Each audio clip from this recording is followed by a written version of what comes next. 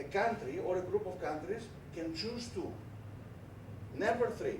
The third target has to be sacrificed. Can we really control the mobility of capital? Given the process of globalization, forget it. So, if you also give up the control over the exchange rate because there is a single currency, then you may as well forget about monetary autonomy. You don't have this basic tool of applying your own monetary policy. Is that all? Well, let me jump in transparency in order to show you something. If you read this table in reverse, from the end to the beginning, you will see that in order to have a monetary union, one basic thing you need is inflation rate convergence. In order to have a convergence in the inflation rates, you need a common monetary policy, interest rate convergence, and free capital mobility. In order to have this, you need a relief from the pressures to differentiate your monetary policy. And why do countries differentiate their monetary policy and mainly issue money? Mainly in order to cover fiscal deficits, budget deficits. So at the end of the day, a single currency system means at least harmonizing, in reality, integrating all the macroeconomic policies. So at the end of the day, a member state finds itself without any macroeconomic tools whatsoever. How was the system planned? Since the 1960s, and Professor Sklias referred to some of the key authors which have contributed to this discussion, two alternative approaches were, let's say, put on the table. The Keynesian one, according to which the Union should first accomplish real economic convergence, real means GDP per capita and so on, not the nominal one, this is the key factor, and then proceed to monetary integration, and the monetarist one, which advocated first the application of a common monetary policy, a big bang of course, and at the end of this process, the survivors would eventually achieve economic integration. The monetarist approach was too much for the European Union to adopt. Therefore, they decided to adopt the German plan, the only plan which was put on the table, if I may say. According to this plan, they had a watered-down version of the monetarist approach. That is, economic convergence would be pursued in terms of the nominal goals: inflation rate convergence, interest rate convergence, budget deficit and, let's say, debt convergence, and exchange rate convergence. Economic convergence was forgotten. A European central bank would replace the national monetary authorities, and that was all. However, the precedent of pegged exchange rate systems, take the Bretton Woods for example, suggests that such a system needs some kind of a financial instrument, a fund, a bank, in order to support the member states who need a loan, needing a loan. The German plan rejected this idea on the ground that since all the countries in the Eurozone were using the same currency, why keep reserves? Why have a bank in euros? You only need a bank if different countries use different currencies. Apparently they were wrong. So, as I said, the monetary union somehow requires the de facto integration of all economic policies. So, the union decided to adopt the German plan, and instead of integration of the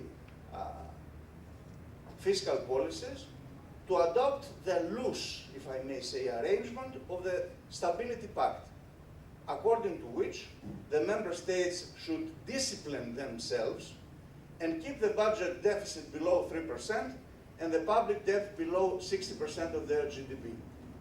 Who was to calculate the deficits and the debts? The national statistical authorities, which were accused of manipulating the numbers on many cases. Do not focus on the Greek statistics. If you see the European statistics, it will strike you that out of the 12 member states, 6 or 7 were scoring a suspicious, if I may say, 2.99 for a number of years. If you deal with the bookkeeping of macroeconomics, you will know that getting, an exact 2.99 of the GDP is impossible. This is statistically impossible. And if it happens for 1 year, how can you explain it for a period of 5 years? So everybody was cheating. The whole arrangement was very loose. So in the first 7 years of the operation of the Eurozone, well, we can consider this period as tranquil times or sunny days in macroeconomic terms, since the economies of the Eurozone were growing, the euro was gaining ground vis-à-vis the dollar, inflation and unemployment rates were low, and furthermore, the EU digested easier and faster than expected the shock of its largest enlargement. Everything seemed to be fine.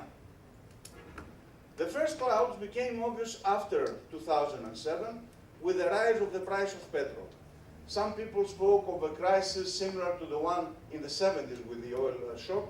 They soon found out that it was a crisis similar to the one of the 1930s. However, the recent crisis differed from the 1930s, from the Great Crash, in two important details. First of all, in the 1930s, all countries were starting from a zero basis, balanced budgets in the past, zero accumulated debts, so they could proceed to deficits in order to hit, let's say, the economy and put it back to track. Nowadays, all economies, all advanced economies, are running deficits in the area of 60 to 120% of their GDP.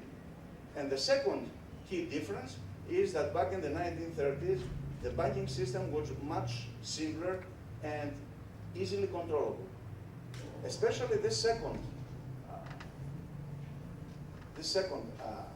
point led us to the problem where again the predictions of the European Union proved to be wrong, that we cannot have a single interest rate within a union.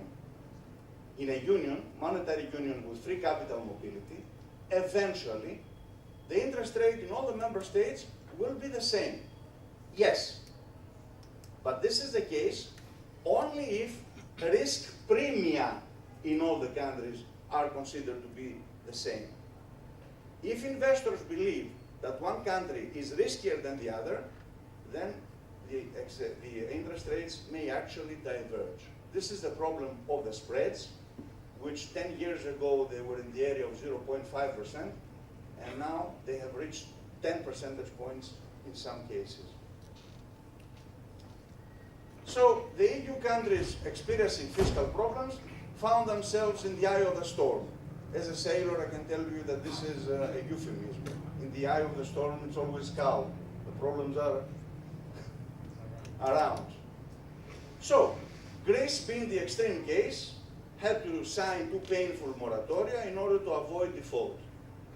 Besides the Greek problem, however, these developments brought into surface the possibility of exit, let's say, of certain countries from the euro, the collapse of the system, but also discussions on the deficiencies of the EU in handling such crises. The sunny days were definitely over, and the monetary system was facing extreme weather conditions. The two main questions to answer, and I will conclude with this, is what were the institutional deficiencies of the EU? And the second, taking into account our answer to the first question, is the EU now wiser and more efficient in addressing such crises? The institutional deficiencies of the EU, which were manifested during the crisis, refer to the lack of fiscal federalism. I don't know if you are aware of this term. It explains how a monetary union with members which are not doing so well can somehow use the fiscal tools in order to stabilize the economy. Take the United States, for example. Why don't some states leave the dollar? Because the federal budget will support the states having problems, and of course this money will come from the states doing better. Such a federalism was not, let's say, designed in the initial Euro project. Second, a European mechanism assessing the credibility of the member states in order to protect them from speculative attacks and convenient degradings.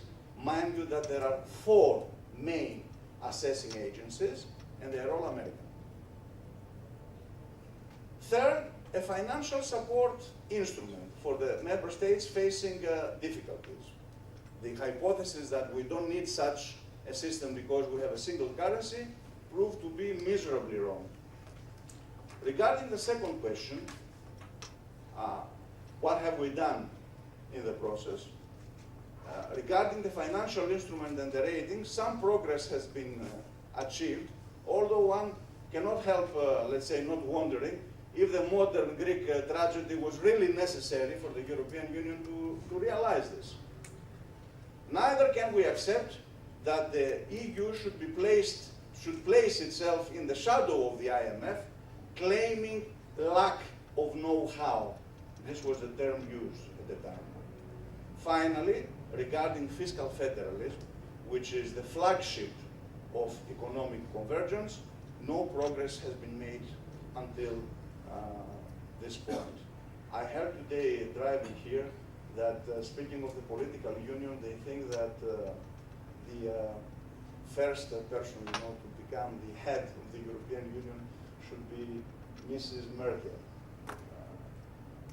So I don't know if this limits, let's say, our enthusiasm towards the progress of integration, but I should inform you about this. So, thank you for your attention.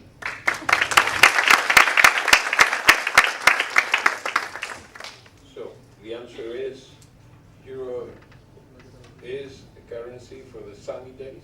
Well, certainly for the sunny days and small storms, controllable ones. Controllable ones. Thank you. Now we have to give the floor, if you wish to shift, to Roukanas, who is a lecturer at the University of Peiraias, and we are focusing progressively to the European Union and more from the European Union more to Greece. The topic that he will deal with today is the political economy of the Greek crisis. Obviously, previous contributors have referred to the Greek crisis, but you cannot discuss the Greek crisis as has happened just a few minutes ago without putting it in, placing it in the European context. Spiro, thank you for coming and giving the floor. Okay, good morning to all. I would like to thank the organizers for the invitation. The title of my presentation is The Political Economy of the Greek Crisis, a Series of Failures. We're going to see what went wrong. Introduction.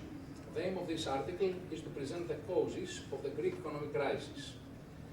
There is a combination of failures that's still driving Greece to ineffective macroeconomic policies. The first failure is the failure of premature integration to Eurozone. Greece joins the Euro area on 1st January 2001. The Treaty of Maastricht, in the third stage for the establishment of economic and monetary union, was adopting that the budget deficit should not exceed 3% of GDP and public debt should not exceed 60% of GDP. What was the picture at this period? At 2001, the general government debt as a percent of GDP was 103.7. The general government deficit, as a percent of GDP, was minus 4.5. Note that government debt was declining only in the periods between 1997 and 1991, and between 2002 and 2003.